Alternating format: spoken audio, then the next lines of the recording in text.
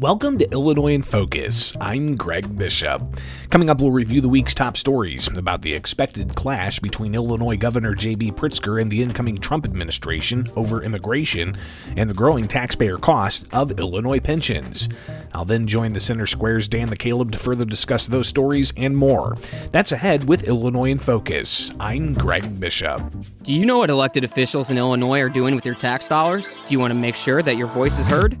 If so, then you need Blue Room Stream, a live and archived video streaming service that provides access to government meetings and events. With Blue Room Stream, you can watch how your elected officials make decisions, hold them accountable for their actions, and be a more informed citizen. Blue Room Stream is the perfect way to get involved in the democratic process and to make a difference in your community. Subscribe today at blueroomstream.com. Welcome back to Illinois in Focus. I'm Greg Bishop. Illinois Governor J.B. Pritzker says he'll protect nonviolent, non-citizen migrants in the state. Earlier this week, President-elect Donald Trump's border czar, Tom Homan, was in Chicago. Monday evening, Homan said if elected officials don't get out of the way, they could be prosecuted. Wednesday, Pritzker downplayed those comments. I'm open to a dialogue with him. I will say that he does not have the authority to do the things that he's talked about. Being a border czar is not an official position. Pritzker said violent criminal non-citizens should be deported and never allowed, but he will stand up for asylum seekers and other undocumented residents of the state. Earlier this week, in front of the U.S. Senate Judiciary Committee, Art Arthur with the Center for Immigration Studies said local police must work with immigration officials. Sanctuary jurisdictions do nothing but punish the immigrants that those individuals that live in those communities that those criminals are sent back to. Illinois law prohibits state and local law enforcement from cooperating with immigration officials if the only thing they have is a detention order. Illinois' unfunded pension liability is growing. The Illinois Commission on Government Forecasting and Accountability reports the latest unfunded liability is $143.7 billion. That's $1.5 billion higher than last year and the second highest since 2020, when the total was $144.2 billion. Wednesday, Illinois Governor J.B. Pritzker said they're doing good things with pensions. Our funded ratio for our pensions is much better today than it was when I took office, and it's continuing to go in the right direction. The funding ratio in 2019 was 40.3%. The most recent funding ratio is 46%. Actuaries suggest a funding level of 100%. WirePoint's President Ted Dabrowski said even with investment markets at an all-time high, it hasn't been enough to shore up the taxpayer costs. That's really the result of politicians having done zero to make things better for taxpayers. And COGFA projects the annual taxpayer cost will grow from $11.2 billion this year to $18.5 billion by 2045. Those are the top stories from the past week from Illinois. Find more online at thecentersquare.com. Coming up for Illinois in Focus, I'll join the Center Square's Dan McCaleb to further discuss the news. This is Illinois in Focus, a production of America's Talking Network. I'm Greg Bishop. Tired of being in the dark about what happens day to day under the dome in Springfield? Do you want to be more informed in the decision-making process? If so, you need Blue Room Stream, a live and archived video streaming service that provides access to government meetings and events. With Blue Room Stream, you can watch elected officials in action, holding them accountable, and having your say on issues that matter most to you. Blue Room Stream is the perfect way to stay informed about Illinois state government and to be a more engaged citizen. Become a subscriber today at blueroomstream.com. Welcome back to Illinois in Focus, powered by the Center Square. I'm Dan McCaleb, Chief Content Officer at Franklin News Foundation, publisher of the Center Square Newswire service.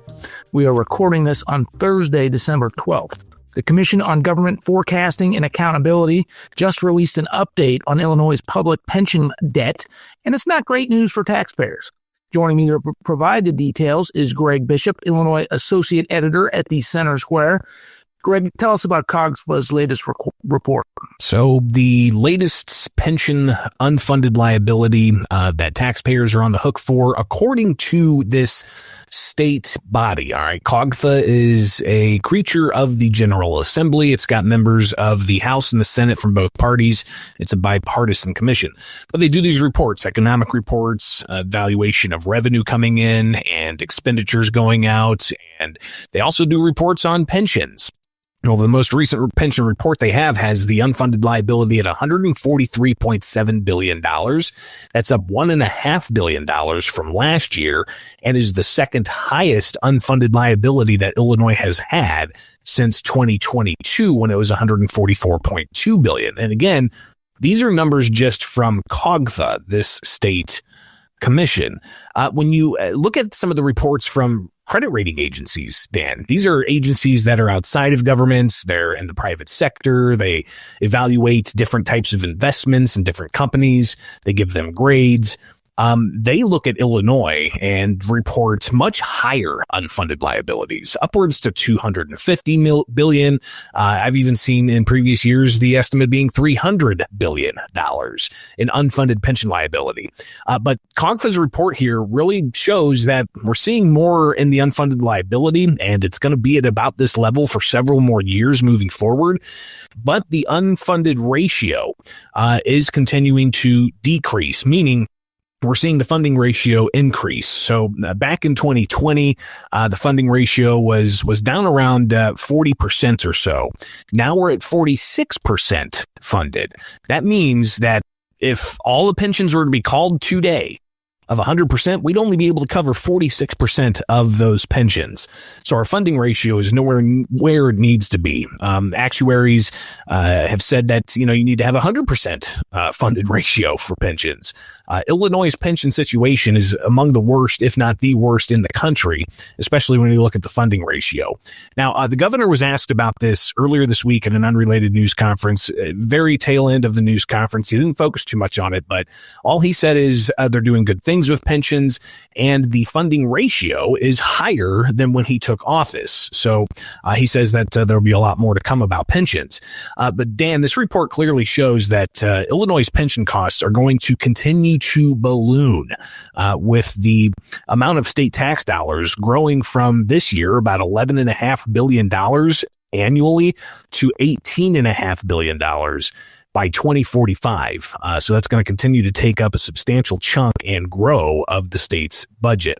So clearly this report is just another indication of where Illinois' pensions are and how they're expected to grow even more for the next decade or so. And Greg, that $11.5 billion that taxpayers are currently funding to the state budget, that represents something like 20%, almost 20% of the state spending. So 20% before the state of Illinois can even provide any services. 20% of taxpayers' money is already spent on retirement benefits for retired workers. Is that right? For people who are no longer working. That's correct. Yeah. It's and several years ago, it was almost $1 out of every $4 the state brought in went to pensions. But since state spending continues to increase as well, the amount of the state budget of going to pensions has decreased to about $1 out of every $5, about 20% or so. But you can see, at least from the charts that COGFA has produced, they're talking $18.5 billion in total state contribution by 2045. But this chart does show, Dan, that you've got, 2020, 2032 or so is when you see these numbers, change a bit, right? And just to get into the weeds about pensions, because we've been covering it for a long time, we have what's called the Edgar ramp. This happened during the previous administration of Jim Edgar years ago. And it was a funding model that they had set up knowing that the pensions were going to be very expensive, but they wanted to build up to how much all the cost would be, and it would ramp up over time. Well, we're nearing the edge of this ramp where it goes the other way. So pension funds are going to continue to have unfunded liabilities, again, for about $140 billion over the next 7 years or so. And then it'll start getting below $140 billion by 2032 when the state's spending $13.1 billion a year on pensions. Our funding ratio will be 55% by then. Then you look at another 10 years, by 2042, our funding ratio would be up to 78.1%, and the unfunded liability would be down to 74%, but the state would be spending about $17.3 billion. So you could spend a lot of time dissecting these numbers. Bottom line is Illinois' pension system is still among the worst funded in the country. And analysts say there's really nothing that could be done except for changing the state's constitution to reverse the pension protection clause to allow for fewer benefits to go out. That's really, at least according to Wire Point's President Ted Dabrowski, that's really the main thing that needs to happen. Anything else trying to pay this off by growing the state's economy, he says that's not going to work because investors from outside are going to look at this mounting pension debt and say, why do I want to invest in that for the next 15 to 20 years? Yeah, and Republicans have been calling for constitutional reforms for years. Of course, Democrats that control state government don't want any part of that. One final point on, you mentioned investments. Much of the money that goes into the state's pension funds is invested right in the stock market, stocks, things like that, and that's been going gangbusters for the last year and a half, 2 years. So this increase in unfunded liability is despite any investment gains in the market. And that's a point that Dabrowski from WirePoint's made, saying that this most recent report showing pension unfunded liabilities increasing while the stock market had massive gains is an indication that politicians are doing little to nothing to help taxpayers. Thank you for that, Greg. Moving on, there was more news this week on the border crisis and its impact on Illinois, with President-elect Donald Trump's pick for border czar, Tom Homan, declaring that self-proclaimed sanctuary states and localities, such as Illinois and Chicago, that don't cooperate with immigration officials are breaking federal law, and he will hold them to account. Governor J.B. Pritzker responded, and then also U.S. Senator Dick Durbin of Illinois chaired a hearing on Trump's mass deportation plan. Greg, where do you want to start? Well, let's start with, the practical things on the ground, especially as you've got President-elect Donald Trump set to take office January 20th, and the border situation top of mind, and also deportation efforts. He's acknowledged he plans to declare a state of emergency, disaster of sorts, to be able to utilize the federal government's resources in a more cohesive way to try to do deportations of violent non-citizens. Well, Tom Homan, his border czar, was in Chicago earlier this week at a couple of different political events, and he made comments such as, if these elected officials don't get out of the way, then they're going to be prosecuted. You had Governor Pritzker this week, the first news conference he's held since a week before Thanksgiving, answering some questions about this and responding to it. And Pritzker said he's willing to sit down with Trump officials and have conversations about these things. But he also tried to downplay Homan's threat of possible consequences, saying that he does not have that type of authority, and he's just a czar, not an official from the federal government. So Pritzker saying he's open to conversation, but downplaying some of the rhetoric there is. But Pritzker also joining the likes of New York Mayor Eric Adams and emphatically saying that violent non-citizens in this country should be deported. Those who are committing crimes against people in this country who are non-citizens should be deported. He made that clear multiple times at a news conference. But he also said that he will stand up for those who are here as asylum seekers, even though they have not completed their asylum legal process. He says he'll stand up for them, and he'll also stand up for even those who are here undocumented that are non-criminals. So the governor's, obviously going to have a lot on his hands when Trump comes into office. Now, with Durbin, the conversation was more focused on the economic impacts that Democrats say is possible from a mass deportation policy. They say that if you remove a certain segment of the workforce, then, food's going to increase, services are going to increase in cost, and it'll add to inflation. But Republicans on the Senate Judiciary Committee pushing back, saying that these are good jobs that Americans can do, but also highlighting the public safety threats of an open border and the need for border control. At one point, Tom Tillis, during this hearing in the U.S. Senate, He's been involved in conversations about immigration reform. He said that, Durbin has been trying to bring about comprehensive immigration reform for years, but he can't get it done. And the only way to do it is to first secure the border and remove violent non-citizens. Without that first, there can be no conversation about immigration reform. But Durbin did acknowledge President-elect Trump saying that he's open to a conversation about allowing for so-called dreamers. Those are a lot of people, adults now, but when they were children, were brought across the border illegally by their parents into the United States and given deferred action by the Obama administration. Trump seems open to the idea of having conversations about a path for them in this country. And Durbin recognized that and said he's willing to sit down with Trump at any time to have that conversation. But Dan, all of this comes as we're going to see a big poll shift in Washington, D.C., with Republicans taking the Senate and the House, even though by slim margins in the House and the White House. There's going to be a lot of conflict between the Democrats who will be in the minority in Congress, but with also Democrat-run states like Illinois, California, and New York. So we'll be watching closely how this impacts not just what's going on in Congress, but also right here in the state of Illinois. Yeah, it's certainly going to be interesting and something to keep an eye on in Illinois and across the country once Trump is inaugurated. His border czar gets in there, and how they're going to mass deport, hundreds of thousands, potentially millions of people. That'll be interesting, particularly if you do have local governors or state governors, local mayors, etc., fighting back against it. One question that the governor was asked was if he was willing to be arrested. And that's when he made the distinction between asylum seekers and dreamers and those who are violent and criminals in the country illegally. But you also have this issue of the state of Illinois is a sanctuary state. There is a state law in place called the Trust Act that prohibits state and local law enforcement from cooperating with federal immigration officials to enforce immigration law if the only thing they have is a detention order. So law enforcement can't even ask somebody that they might have in custody what their immigration status is.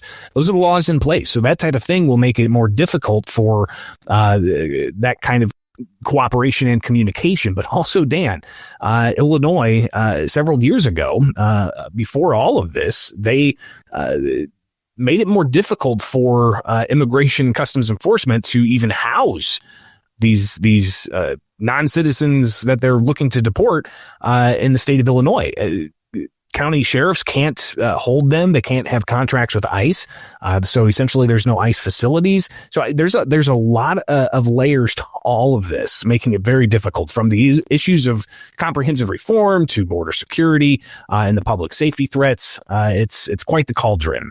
Yeah, I live in Crystal Lake in the northwest suburbs, McHenry County. The McHenry County jail used to house hundreds of migrants on the deportation list, but they were forced to shut that down when that took effect. Greg, the federal government says it will wrap up its case next week in the ongoing corruption trial of longtime former Illinois House Speaker Michael Madigan.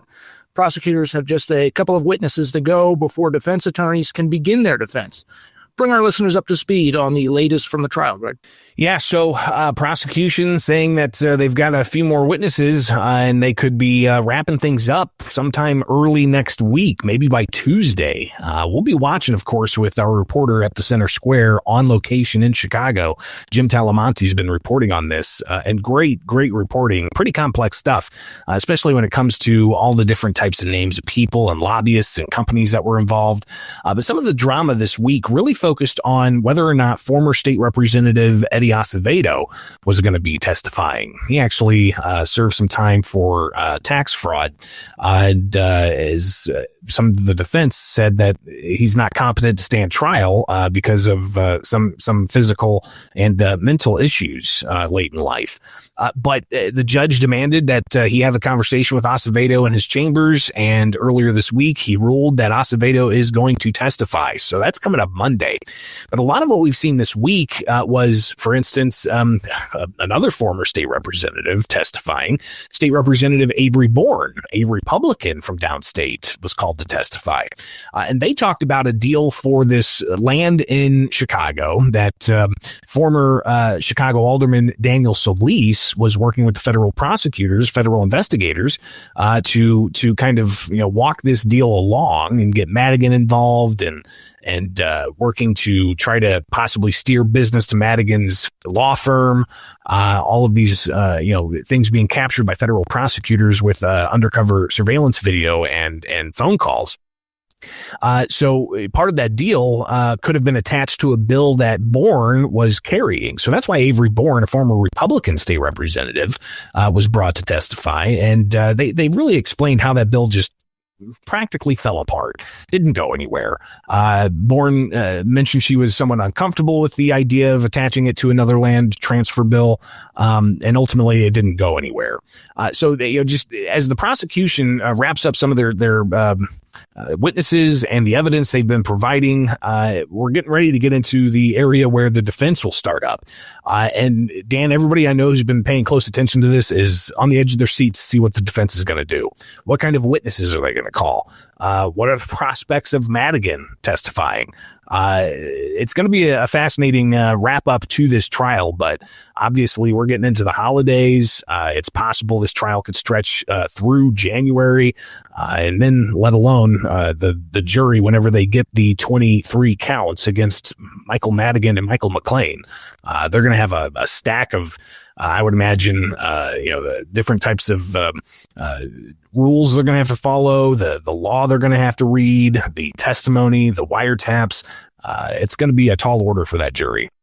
Yeah, Greg, if Madigan were to testify, prosecutors have brought in so much evidence in this case, interviewed dozens and dozens of witnesses, wiretap phone conversations, even video, secretly recorded video. If Madigan were actually to take the stand in his own defense, that would open the door for prosecutors to go through every single detail of every single thing that witnesses said. We don't expect Madigan to testify, do we? Yeah, I highly doubt it, especially with as much as his voice has been already heard in the courtroom with the tapes and the undercover video. Highly doubt that. But I mean, one of the things the jury is going to have to contend with is this just politics as usual, right? I mean, you've got the recommendations for state commissions and jobs. Is that just the typical glad handing of politics, or is that corrupt? Is the steering of work to Madigan's law firm, is that just a favor, or is that corrupt? I mean, these are going to be some tough questions the jury's going to have to tackle. Right, Greg, we've got just about a minute left. I want to talk about one more story, and that is that Chicago, Cook County, the judicial system in Cook County, once again made the top 10 list for American Tort Reform's judicial hellholes list. Why are they on the list again? A lot of it because of no injury lawsuits. Talked with Tiger Joyce, the president of the organization that put out the Judicial Hellholes list, and Illinois' Biometric Information Privacy Act really driving a lot of this, and Cook County having 90% of the civil cases brought there, while only having 40% of the state's population. Joyce said that really shows actually the plaintiffs bar likes Cook County a lot. That's why they're taking their cases there. But interesting enough, Dan, Illinois did go from number 2 to number 6 this year. And that's because Joyce, he said that the legislature did try to clean up BIPA, and that has helped a little bit. But clearly Illinois and Cook County in particular, some places that are ripe for reform when it comes to civil litigation and torts. And Joyce saying that it has an economic impact, costing a family of 4 around $10,000, plus 20 plus billion in economic activity and hundreds of thousands of jobs. Greg, thank you for joining us today. Listeners can keep up with all of these stories and more at thecentersquare.com.